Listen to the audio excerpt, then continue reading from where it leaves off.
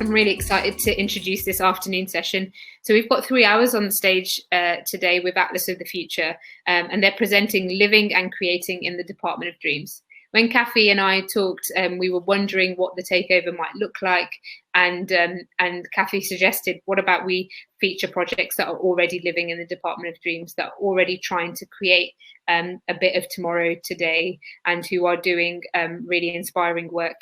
And if you haven't checked out Atlas of the Future, I have to say it's just mind-blowingly beautiful and full of content, and just such a sight of hope and imagination and the future for me. And it's just so beautifully done, right? And I just want to encourage you to go and check it out.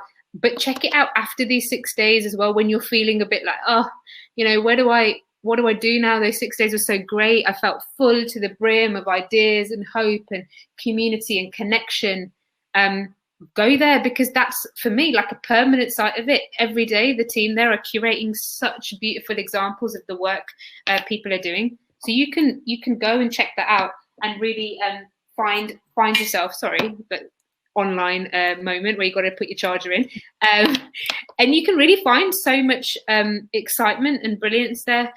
I'm not going to introduce Atlas of the Future and Cathy and the session on their behalf. I'm going to hand over and say, Cathy, tell us a bit more about the day, what you've got planned, maybe this collaboration, and more about Atlas of the Future before you hand over to your first two speakers.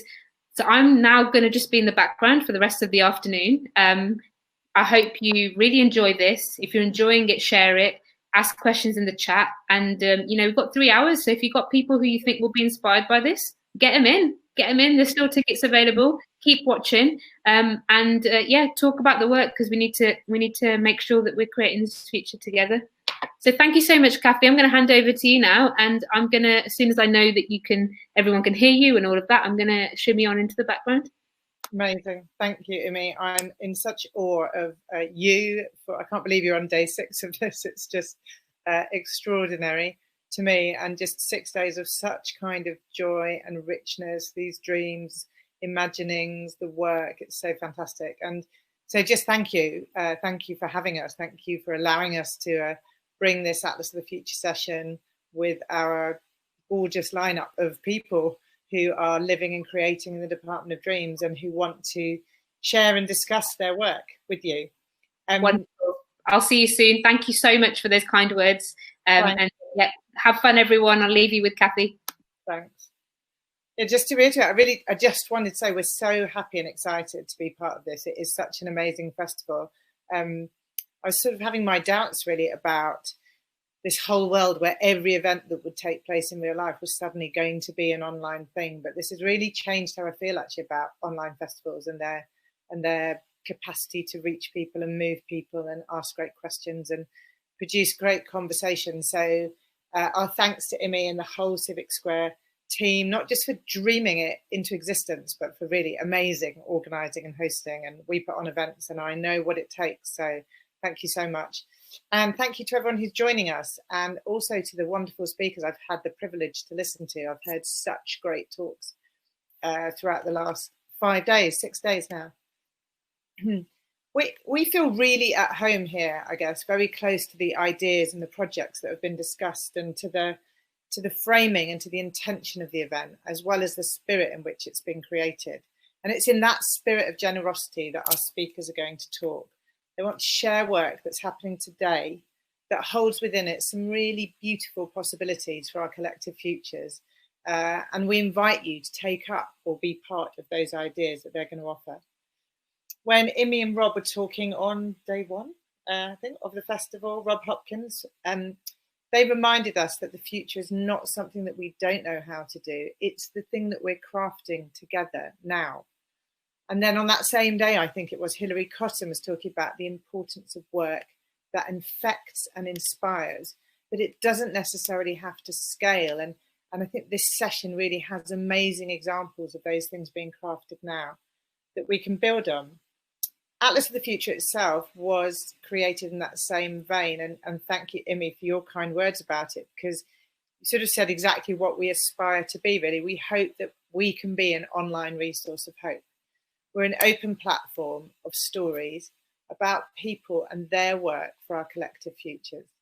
The mission is democratizing the future. And when we launched, we set out to counter what we really saw as just these very fear-fueled narratives that mainstream media were offering us about the future, or that there were these other stories about the future, but they were the idea that the future could only be shaped by this really small elite circle of people. And so our idea was, well, what happens if we just find examples and help people around the world to tell their own stories of the work they do, not just to imagine, but to create a more just and sustainable future.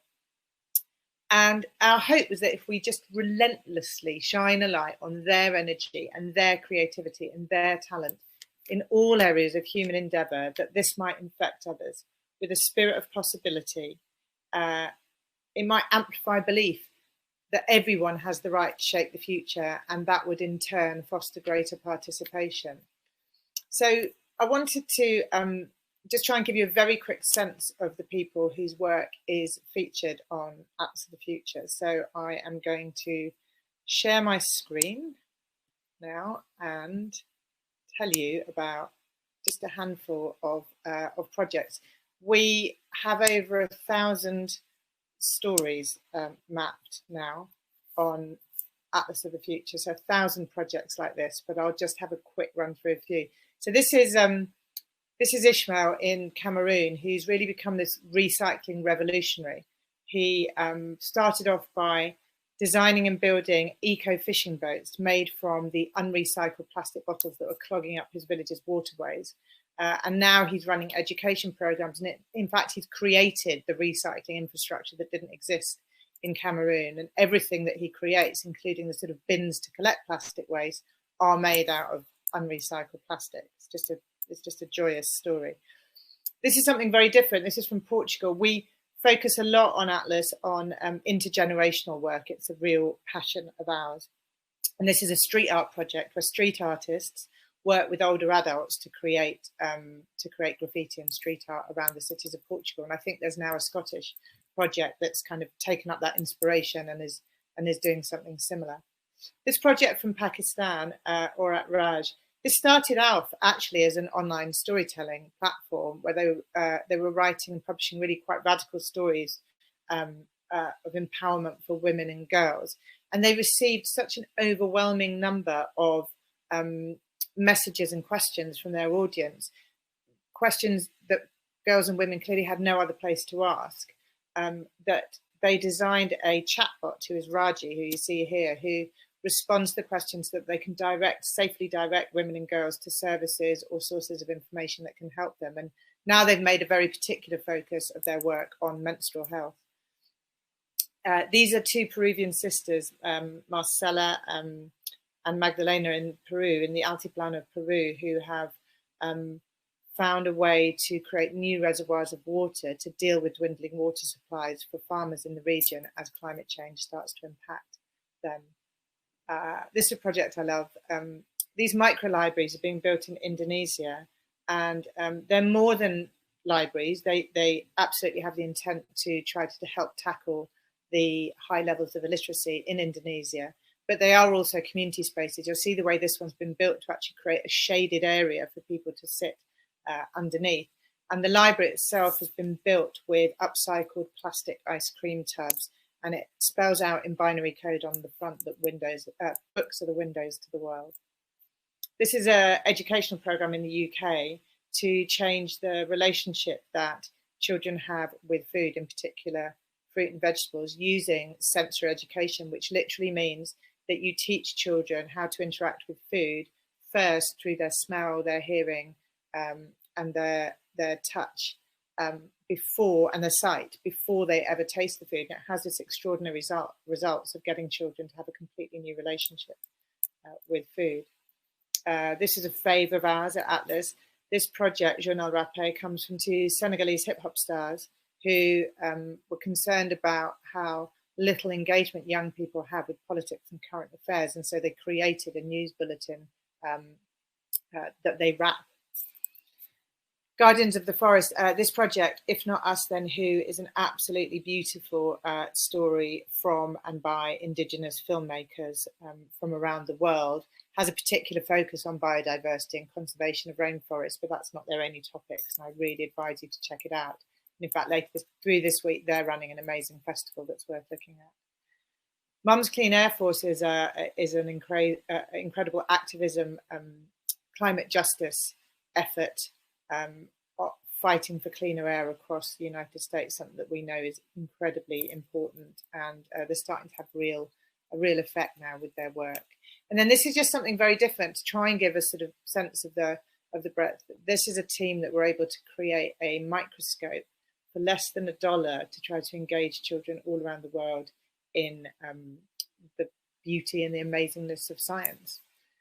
So that was just a few examples, and it's really hard for us to choose just 10 because that doesn't say anything about the projects that we have, for instance, to rethink cities or generate clean energy, or rethink our food system, revive ocean habitats, to offer alternative structures of governance. These are projects that heal, that care, and that offer us new possibilities. And our guests today are going to take us on a journey through earth and care-centred fashion, regenerative food and farming, connecting urban communities with nature, and how to take theatre out of the theatre. Very quick explanation of how it's going to work. So I'm shortly going to hand over to our first speakers. And between now and 4, you're going to hear from 4 amazing duos of women who found really deep connection with each other through their work. And as we were talking together about how to do this afternoon session, and we were exploring the interconnectedness of our collective efforts, we wanted to try sharing that connection and find a flow between all the speakers. So rather than have a very sort of broken session with formal introductions, each of our pairs of speakers is going to take 20 minutes in conversation with each other, then is really looking forward to 10 minutes to respond to the questions that we hope you'll be putting in the chat. And then they're going to hand over, each pair is going to hand over to the next pair by asking a question and having a short exchange together. So fingers crossed, we hope it works and it is as smooth as we were imagining it might be, but please just have patience and a sense of humour if need be, if it's less smooth than we hoped. And really just enjoy the journey with us. Take part through the chat, please. I'll post links to our speakers and their work and their organisations as we go as well, so that you can connect directly to them after the event.